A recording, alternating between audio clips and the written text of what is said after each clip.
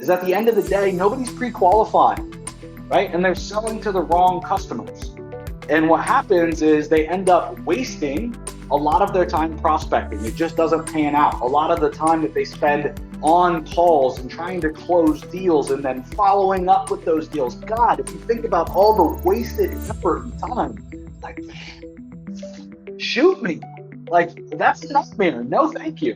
When you could have just pre-qualified from the beginning.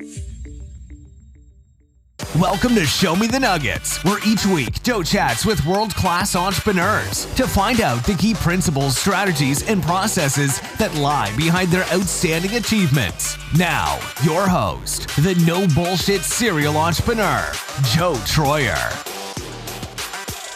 So I'm going to walk you guys through a very 10-step system to help you guys find and close new clients. Okay? So step number 1 should sound familiar. I'll get off my soapbox, I promise. But you need to determine your niche. So you should be thinking about what industry you want to target. And if you have no idea, it's okay, right? One of the things I like to tell people about picking a niche is, like, go get yourself a coffee if you're a coffee person, right? Pull out one of those local coupon mailers that they always have at the coffee shops, right? Whether it's a local homegrown coffee shop, right? Or it's a Starbucks, they all have the little local coupon magazines, phone books, and little local newspapers with the coupons, right? And just sit down and page through that little leaflet or that little pamphlet. I would also, if I were you, consider who you have as clients now. Who have you gotten results for? If you can look at a client and say, I got results for them, that's something to consider, right? If you could leap forward today saying, I'm gonna go after water damage.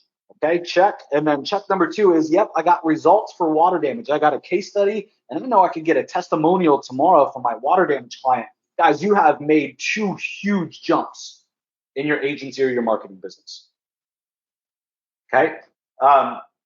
Another thing I like to tell people about the niche is I like to equate it to being in a rock band. Okay.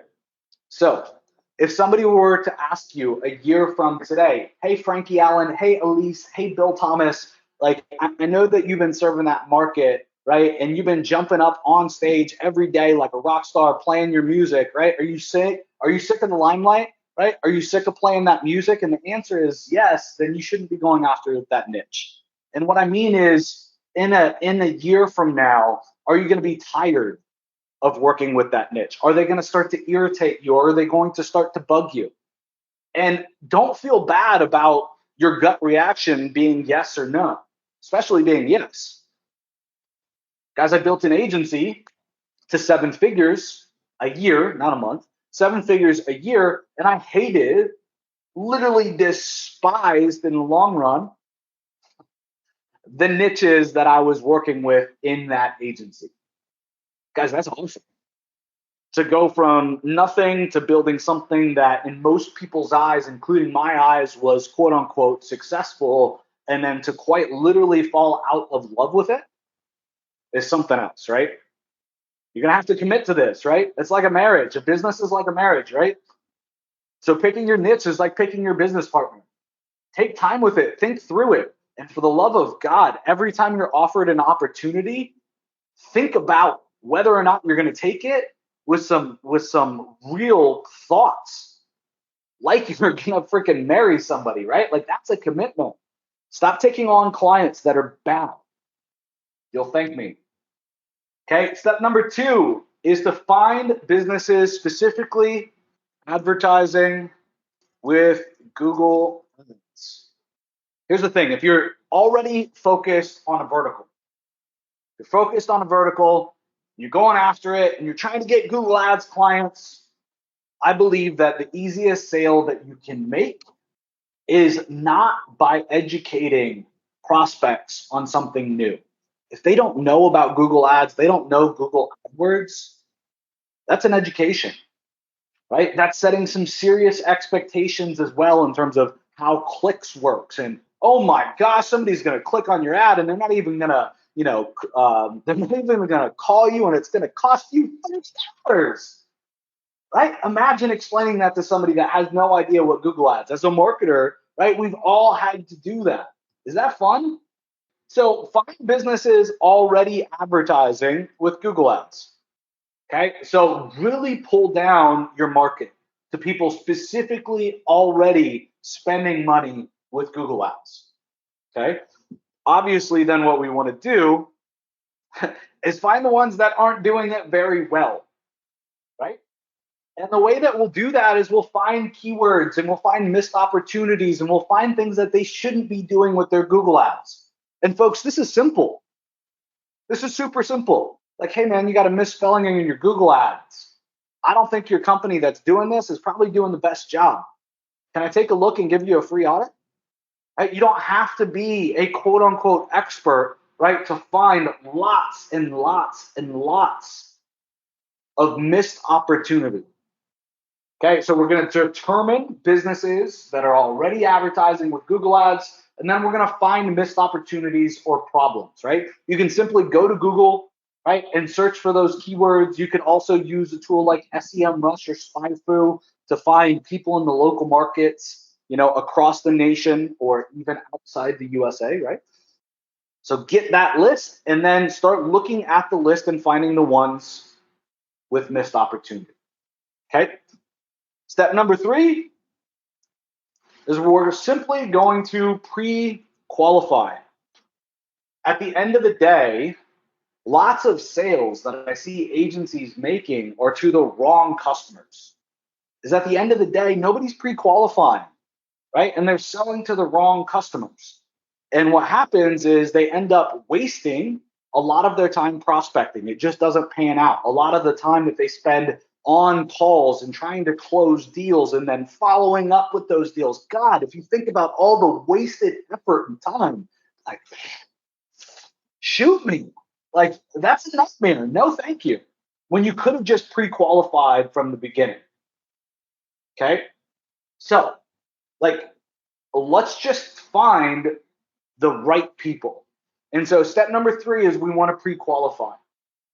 Okay, so we don't want to waste time with low dollar time suckers, right? We want to see people that are spending lots of money on Google Ads. But one of the ways that we can do that is we can do a search for keywords that business will show up for, and we'll see how many times their ads show up. Are they running nonstop all the time, and are they almost always in a high position? That means that they're spending more money. Okay. Also, tools like SpyFu or SEMrush or any other intelligence tools can give us a baseline understanding, okay, if a local business is spending a lot of money or not. Okay. One just little disclaimer here with SEMrush and SpyFu, because of geographies and local IPs, these tools can be off big time. Okay. So you can use it as an indicator, but don't take it as gospel. What I mean by that is it could say that somebody is spending $2,000 a month on Google Ads and they're a local water damage company. But if you've ran Google Ads for water damage companies, you can tell that, holy crap, those estimates aren't right. Like, no, man, I have clients that get 4 times as many clicks as that. Oh, and I got clients that, they pay up to 3 times as much per click as their estimates. So just understand, just like Google Keyword Planner, that the tools can be off big time in terms of search volume and then what they think a local business is spending. Okay, but it's some good inclination. If you go in and you start looking all around the country at water damage, right, and you see people spending a lot of money, start at the top, right? Don't start at the bottom with people spending the least amount. Okay, start somewhere. Start with the best of the best. Don't go the other way. Okay, so then step number 4 is once I've pre-qualified, yes, this is a good prospect. They're spending money, right? There is missed opportunity. They're obviously running Google Ads. They're in the niche that I'm actually targeting. I like to run a little mini audit, okay? And the mini audit is simple. At the end of the day, the mini audit is just a list of things that I look for, okay, to find and to show the missed opportunity. And so with each issue that I'm looking for in my little checklist, I'm going to want to know a stat that backs up, right, that's important. Super simple. So many gaps everywhere. So if I were you, I would just concentrate on one market at a time. Go after Miami water damage. Go through all of the pay-per-click listings and do an audit, little mini audit for each of them, right? And then move to Fort Lauderdale. You could do St. Augustine. Then you could do Daytona. You could do Jacksonville. Jacksonville's huge. Then you could swing around and do right the West Coast. You could do the Keys, each of the Keys as well. You could do Tampa. And it doesn't take a lot of clients to build a very interesting, very highly profitable local agency quickly. If you start to do some other searches, you can see if they're split testing their ads. Are multiple different ads showing up? If not, there's a huge missed opportunity, right? Are they using calls to actions in their ads? Okay. Are their display URLs optimized, right? Do they have site links and call links and location links? Is the website mobile optimized? Okay, and then step 5 is obviously we need to make contact. So we want to contact the prospect. Okay, we want to show them the issue. We want to show them the opportunity. And if I were you guys, and you're just getting started, you're just getting your feet wet, I'd take a tool like Loom. I'd record a little video audit, walking through these 10 steps just like I showed you, do the little mini audit and the recording for them, and send it out with Loom. When they watch that video with Loom, you're going to get an email notification that they watched the video. Okay, so find your prospect's email, send them the little audit with Loom. When they watch that video with Loom, reach out to that prospect. When you get that email notification, reach out. Perfect timing for you to take the next step and simply ask them if it would be worth spending 20 to 30 minutes walking through how you might be able to help them build their restoration company. So you just added value in advance and then followed up with a phone call with not some crazy pitch, but just, hey, can I help you? Would it be worth 30 minutes to talk about how I might be able to help you? That's it, right? Step number 6 is I like to qualify, okay? So we're going to contact the prospect. Okay, we're going to make contact. We want to hook them and book them, right? We want to let them know as well that we're not going to work with everybody. We want to make sure that we know how much money they're spending on Google Ads, right? Again, is it somebody spending $1,000 a month or is it somebody spending $10,000 a month? Okay, so when you get that appointment set and they say, yeah, I would be interested, Joe, in speaking with you about how you can help us grow our water damage company. I'd be like, all right, great. That sounds fantastic, Elise. Just real quick, just so you know, I can't work with everybody. We're currently working with a handful of restoration companies and we're just a little spread thin, to be honest. We got to make sure that we are only working with the right type of prospects. So let me ask you a question, if that's okay, Elise. We ask how much they're spending. We ask if they have somebody answering the phone. And very quickly, we can make sure that we have our ideal prospect there. Okay, so then in the meeting, I call this the consult. Those of you guys that have been following me for a long time, you guys know that. Okay, but I'm going to have a very systemized walkthrough strategy session with the prospect. I follow a rhythm. I follow a process that is proven that helps me convert prospects. And the thing is it's like it allows me to turn on GPS essentially in the meeting. And what I mean by that is I know the flow for that consult. And so I can run that consult because I know it like the back of my hand. I don't have to wonder what's next and did I cover this? Did I cover that? Did I do it in the right order? And instead of thinking all of that stuff in my head while the prospect is talking, I can really listen. And I can make sure that I understand what the prospect is actually saying. Not what they're saying, but what they're actually saying. Okay, what is the issue? What objections or rebuttals are they going to have? What are the things that we got to work through in order for them to invest in me and in this package? And if you're not doing that until the end of the call, until you ask for the business and then they give you a rebuttal, you're missing out on the entire purpose of the sales call. So step number 8 is to close the deal. Step number 9 is what to charge, right? So I believe that you got to start somewhere in business, right? Where I'm at today and the fees that I charge are probably not appropriate for everybody. I understand that, right? And you're not going to get somewhere overnight, right? There is a journey, okay? If I were you and you're just selling Google ads alone as a guide, I would not charge less than $1,000 a month for management. Okay, just for the management. That doesn't include the spend. Okay, if you're also doing PPC, or I'm sorry, you're also doing Google Organic, I would also have $1,000 minimum for that. So you could structure this two different ways. You could have just a $2,000 package, and then if they said no, you could downsell right to the $1,000 offer. Okay, or you could charge more. These are just two suggestions, if you will. As you start getting better and better and better at this, you can obviously start to charge more. And at some point, your lead flow is going to get crazy. And what I mean by that is you're going to have too many leads. And when you have that as a problem, then you want to start focusing on making sure that the leads that you get are as qualified as possible. So one way, if you're getting just too many leads, you're just bombarded, there's too many sales opportunities, and I'm being really sarcastic, but this does happen, right? You could enter in and you could put in a cost to do a full audit instead of doing it for free, right? You could put things in the way to slow down the prospect so that you only get the best of the best.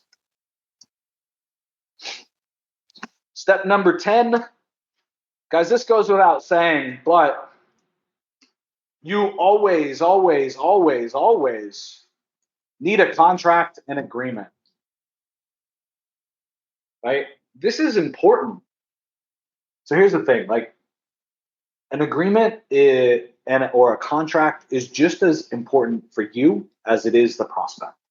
Some people are like, yeah, Joe, but like I don't want to scare them off when they're ready to sign. No problem. So make it a simple agreement, right? Get rid of most of the attorney jargon in it. Just make it simple and read. But you need terms in there, right? And if you're really building a business to sell one day, which is what building a business is, otherwise you're not really building a business. It's kind of a catch-22. It's like, yeah, I'm building my agency business.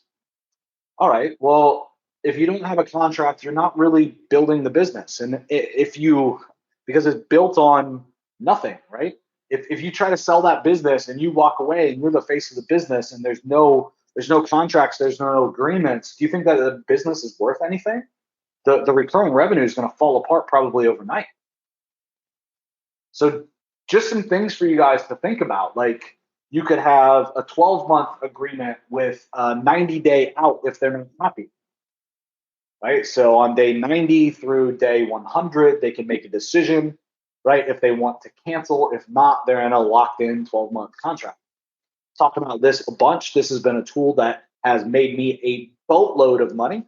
In my agency business, I don't know of one tool that's made me more money than the contract and what I just told you, right? So a 12-month contract term with a 90-day out. So it's basically like, look, you just need me to prove to you, Mr. Customer, that I can do what I said I can do. I understand that. I'm different from everybody else. I am an expert. So I'm willing to put my money where my mouth is. I have a 12-month contract, but I'll give you a 90-day out, right? So through days 90 and 100, I can make sure that you're tickled pink and you know that you found the right person, right? That's my pitch. We then do auto renewal if it's not canceled, right? After the first year. So we keep getting additional years. And folks, if somebody's upset and they want out of the agreement, I'm going to let them out. I'm not going to fight it, just between you and I. But so much of a contract or an agreement is just setting the right freaking expectations. I'm not going to act on a contract and hold it over somebody's head, right? That's not me, but I want to go into the deal and make sure that I've set the right expectations, right? We're going to work together long term. I'm going to prove my value, and then you're going to prove your value to me. You're going to keep me happy long term.